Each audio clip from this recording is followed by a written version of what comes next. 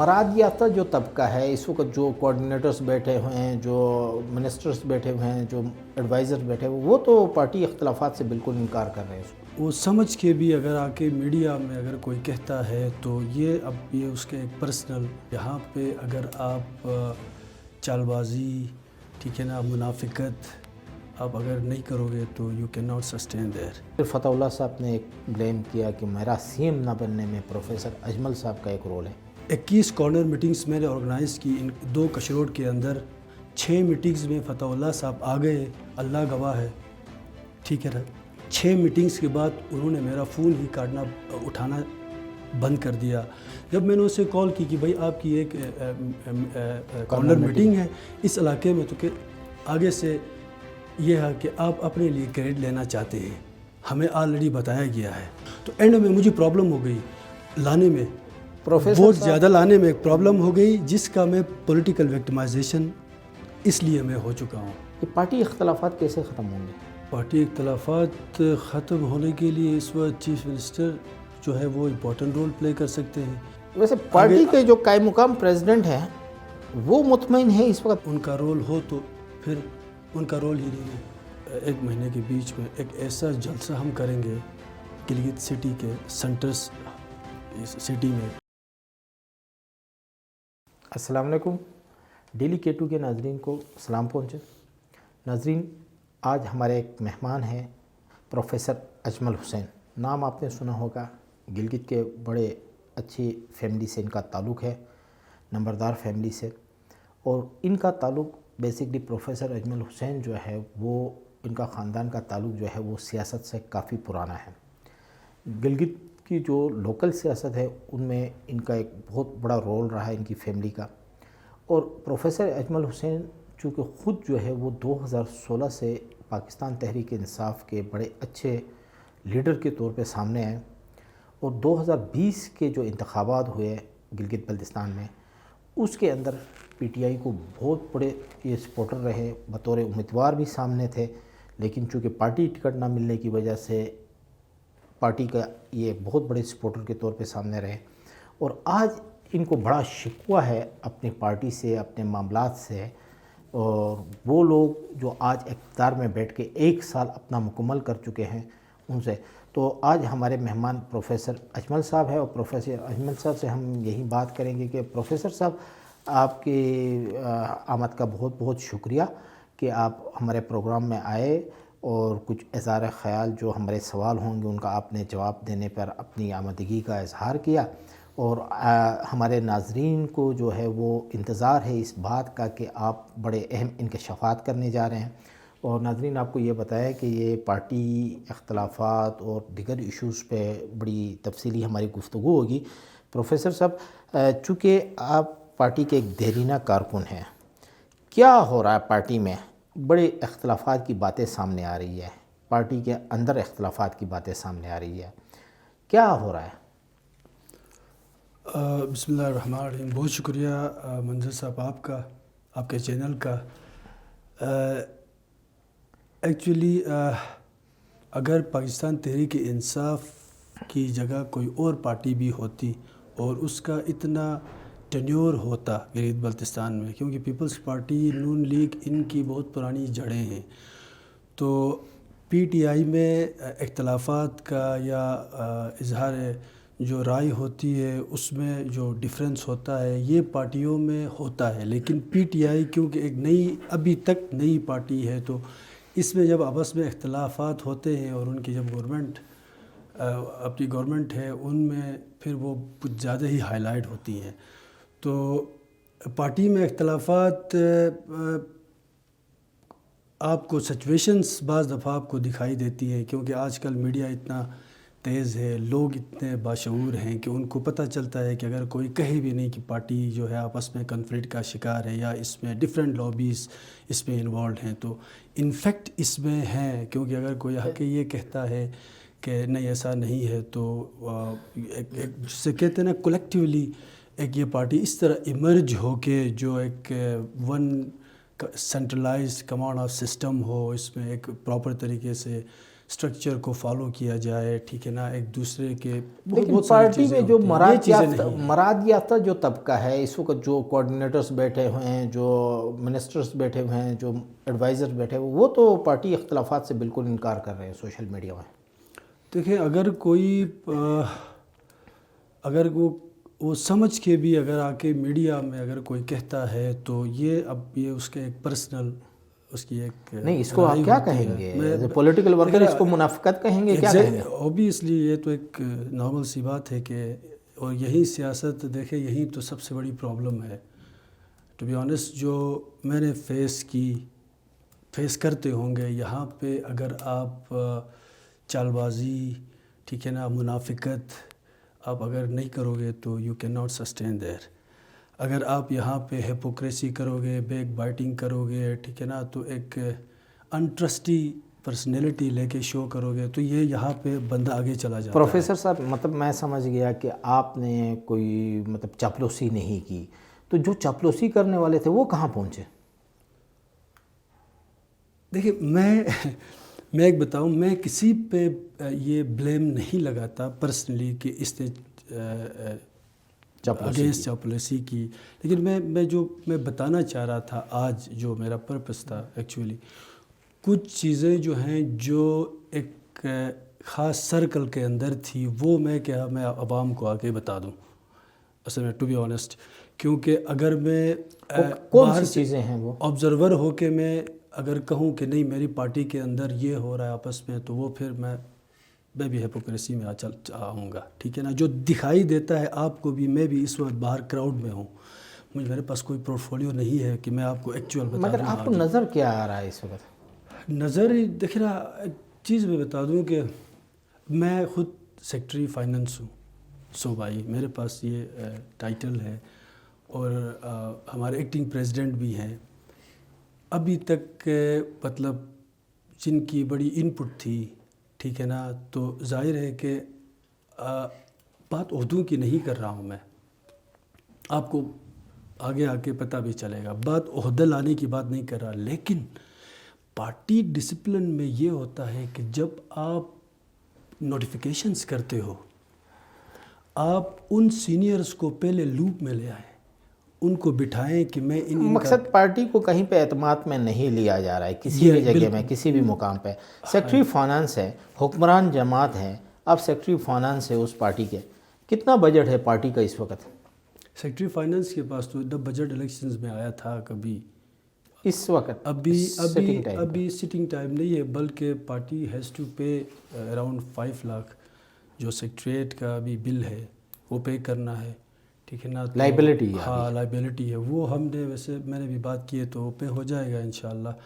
تو باقی کہاں سے ہوگا؟ سرکار کے پیسوں سے ہوگا یا پارٹی کے پیسوں سے یہ پیمنٹ ہوگی؟ دیکھیں، جو میری جورسڈکشن کے اندر میں نے سیف اللہ نیازی کو بتانا ہے، ٹھیک ہے نا، کہ سیکٹریٹ میں اتنے ایکسپینڈیچرز ہو چکے ہیں، نو باڈی از بودر کہ آپ دوبارہ پے کر لیں، ٹھیک ہے. تو میں نے اس کو لیٹر لکھنا ہے، پھر سیف اللہ نیازی جانے یا پھر گورنمنٹ جانے، یہ تو ان کے سرکل میں ہوگا. تو ظاہر ہے میں اچھا، بہت ساری باتیں آ رہی تھی خالد خورشید صاحب اور فتح اللہ صاحب کے درمیان کے حوالے سے کہ یہ دونوں جو ہے ان کے درمیان بڑا اختلافات ہے، سی ایم شپ کے لیے ان کے مقابلے ہیں. پھر فتح اللہ صاحب نے ایک بلیم کیا کہ میرا سی ایم نہ بننے میں پروفیسر اجمل صاحب کا ایک رول ہے. کیا اس کے پیچھے حقائق ہیں؟ دیکھیں، اب یہی میں بتانا چاہ رہا تھا، اس وقت جو ڈائنامکس پولیٹیکل سٹی کے اندر یا میرے حوالے سے یا گورنمنٹ کے حوالے سے پیدا ہو رہے ہیں. جب فتح اللہ صاحب کو میں نے الیکشن سے 20-25 دن پہلے گھر بلایا، اس میں 500-600 کا مجمع تھا. یقینی بات ہے، ہمیں آپ کے وہ پولیٹیکل ایکٹیویٹیز کا پتہ ہے، آپ کی فیملی بہت بڑی فیملی، آپ کا بڑا ایک رشتہ ہے گلگت کے اندر، حلقہ 2 کے اندر آپ بڑے انفلوئنس ہے، آپ نے 500-600 نہیں 1000 بھی جمع کیے ہوں گے. لیکن فتح اللہ صاحب جو میں چاہ رہا ہوں وہاں آ کے میں نے دل سے، اس سے پہلے ٹکٹ کی دوڑ میں ہم دونوں تھے، جب اسے ٹکٹ مل گیا تو میں نے فلی، ہم سب نے فیملی نے، جتنے ساروں نے یہ کہا کہ ہم نے فلی فتح اللہ صاحب کی سپورٹ کرنی ہے. بالکل کرنی. اگلے دن 21 کارنر میٹنگز میں نے آرگنائز کی ان 2 کشروڑ کے اندر، ٹھیک ہے نا. میں نے فتح اللہ صاحب کی تلاش سٹارٹ کی, آ جائیں. 6 میٹنگز میں فتح اللہ صاحب آ گئے, اللہ گواہ ہے, ٹھیک ہے نا. 6 میٹنگز کے بعد انہوں نے میرا فون ہی اٹھانا بند کر دیا. میں I was in state of confusion کہ بھائی اس ٹائم تو فتح اللہ صاحب کو تو ووٹ چاہیے, پبلک کے پاس آنا ووٹ چاہیے. پبلک کے پاس. اور میں بالکل آنیسٹی, اس نے خود بھی کہا یار آپ آنیسٹ اب میرے ساتھ ہو. میں نے کہا آپ نے شک نہیں کرنا ہے, اب ہم نے بھرپور ووٹ نکالنا ہے. پرابلم یہ ہو گیا جو آپ بات کر رہے تھے سی ایم شپ کا, جو Fateh Ullah Sahab Fateh Ullah was expected to become a C M, if and buts والی باتیں ہیں. اگر پچھلے سال انہی دنوں کی بات ہے, انہی دنوں کی بات ہے ایگزیکٹلی. اس ٹائم پہ یہ ہوا کہ پھر فتح اللہ صاحب جو ہیں وہ, میں ڈائریکٹ فتح اللہ صاحب پہ کچھ میرے کوئی گلہ نہیں ہے, ٹھیک ہے نا. بس تھوڑی سی غلطی ہوئی کہ اس کے کان شاید کسی نے ڈالا ہوگا, جو کیا ہوگا آئی ریئلی ڈونٹ نو. لیکن فتح اللہ صاحب نے مجھ پہ اعتبار کرنا, 6 میٹنگز میں ہم نے اندازہ لگایا. میرے پاس جتنے 10-15 معتبرین تھے, ساروں کی ایک گیس ہوئی کہ یہ بندہ جو ہے یہ ہم پہ ٹرسٹ نہیں کرتا ہے. اس کے بعد جب میں نے اسے کال کی کہ بھائی آپ کی ایک کارنر میٹنگ ہے اس علاقے میں, تو کہ آگے سے یہ ہے کہ آپ اپنے لیے کریڈٹ لینا چاہتے ہیں, ہمیں آلریڈی بتایا گیا ہے, اس قسم کی باتیں آنے لگی تو وہ پھر کنفلکٹ آٹومیٹک آ جاتی ہیں. اس قسم کی سچویشن میں بس فتح اللہ صاحب جو ہے بالکل ہی الگ ہو گئے کہ یعنی میں عجیب سے ایک ڈائلما کے اندر. یہی بات میں نے سیف اللہ نیازی کو, جو آپ کو بتا رہا ہوں, میں نے جا کے سیف اللہ نیازی صاحب سے میں نے یہ بات کی کہ sir I am in state of confusion, اس وقت میں کیا کروں. پلیٹ فارمز فتح اللہ صاحب کے لیے سٹی میں بہت زیادہ ہیں لیکن فتح اللہ صاحب اٹینڈ نہیں کر رہے ہیں. اس کی سزا یہ ہو گئی کہ فتح اللہ صاحب جو ہیں اگر صحیح ٹرسٹ کرتے تو گلگت سٹی سے کم 3-4 ہزار ووٹ ہم نکال سکتے تھے, جس کی وجہ سے فتح اللہ صاحب جو ہے وہ ایکسپیکٹڈ تھا سی ایم کا, اس سے آٹومیٹک پیچھے ہو گئے. تو وہ یہ کیوں کہتے ہیں کہ میں سی ایم نہیں بن سکا پروفیسر میل کی وجہ سے, وجہ کیا ہے بیسک؟ یہ ان سے پوچھیے گا, یہ ان سے پوچھے. آپ بتا دیں پہلے. میں نے آپ کو ایک بات کہی تھی کہ میں کنفیوژن, اسٹیٹ آف کنفیوژن میں تھا کہ ایک بندے کو میں کہہ رہا ہوں کہ آج جاؤ آپ کی کارنر میٹنگ ہے اس علاقے میں, تو وہ بندہ کہہ رہا ہے کہ آپ کے تھرو مجھے ووٹ نہیں چاہیے. ڈائریکٹلی یہ تو نہیں کہا لیکن ان کے ایٹیٹیوڈ اور بیہیویئر نے. تو اینڈ میں مجھے پرابلم ہو گئی لانے میں, ووٹ زیادہ لانے میں ایک پرابلم ہو گئی, جس کا میں پولیٹیکل وکٹمائزیشن اس لیے میں ہو چکا ہوں. آپ سمجھ رہے ہیں کہ مس انڈرسٹینڈنگ ہوئی ہے فتح اللہ صاحب کہ یہ ساری سچویشن کمپین کے دوران وہ نہیں آئے, ووٹ کم پڑ گیا ان کو, آپ کا جو مشکلات آ گئی مجھے, اس کے درمیان ان کو ووٹ کم پڑ گیا. خالد خورشید صاحب چیف منسٹر گلگت بلتستان ہیں, کتنی مرتبہ چیف منسٹر بننے کے بعد اب تک آپ کا سیکٹریٹ جس میں آپ فائننس سیکٹری ذمہ داریاں ادا کر رہے ہیں وہاں آئے ہیں؟ دیکھیں وہ آتے رہتے ہیں. کب آئے؟ لاسٹ ٹائم یہ آئے تھے کوئی 5-6 دن پہلے, کنونشن تھا یوتھ کا. اچھا, ہاں وہاں پہ آئے تھے, لیکن وہ بالکل سیکٹریٹ اس طرح بالکل نہ ایسی بات نہیں ہے, وہ آتے رہتے ہیں. وہ کہیں آپ سے اس بات پہ تو ناراض نہیں ہے کہ آپ اگر کہ وہ آپ جعفر شاہ صاحب سے, جعفر شاہ صاحب مرحوم کے ساتھ آپ بہت زیادہ چلتے تھے, اس بات پہ تو ناراض نہیں ہے خالد خورشید صاحب؟ آج جعفر شاہ صاحب ہوتا تو آج ایسا نہ ہوتا. کیا ہوتا ویسے؟ ایسا نہیں ہوتا. کیا ہوتا ویسے دیکھیں نا, ظاہر ہے کہ میں آپ نے خود کہا 2016 سے سٹی کے اندر پارٹی کو آرگنائز ہم نے کی تھی, پراپر ہماری خدمات تھی. 3 سال سیکٹریٹ ذاتی خرچوں پہ چلایا. دیکھیں کچھ چیزیں جو ہوتی ہیں, 2018 میں K2 اخبار میں یہ ہیڈنگ آئی تھی کہ میری قیادت میں سب سے بڑی ریلی ہوئی ہے. تو یہ ہوتی ہیں کنٹریبیوشنز پارٹی کے لیے, بندہ یہی کر سکتا ہے. تو اب جعفر شاہ صاحب سب پتہ تھا اس جعفر شاہ صاحب کو, ٹھیک ہے نا. تو اگر آج جعفر شاہ صاحب ہوتے تو ایٹ لیسٹ جس طرح اس وقت میں وکٹمائزیشن کا شکار نہیں ہوں, اس وقت ہیوملیشن ہو رہی ہے پولیٹیکل, لیکن اس کا مطلب یہ نہیں ہے کہ مجھے عہدہ چاہیے. نیور ایور آپ کے تسلسل سے میں یہ بات کہتا ہوں, میرے کچھ ڈیمانڈس ہیں. اگر وہ ڈیمانڈس ڈیڈ لائن پہ اگر ہوتی ہیں, کیا ڈیمانڈ ہے پروفیسر صاحب؟ میری پبلک کی ڈیمانڈس ہیں. میں اس پہ ابھی مزید شارٹ کٹ میں بتا دیں کون کون سے. سٹی کے اندر, گلگت شہر کے اندر سب سے پہلے جتنے بھی واٹر فلٹریشن پلانٹس ہیں یہ فنکشنل ہو, ایسا فنکشنل نہ ہو.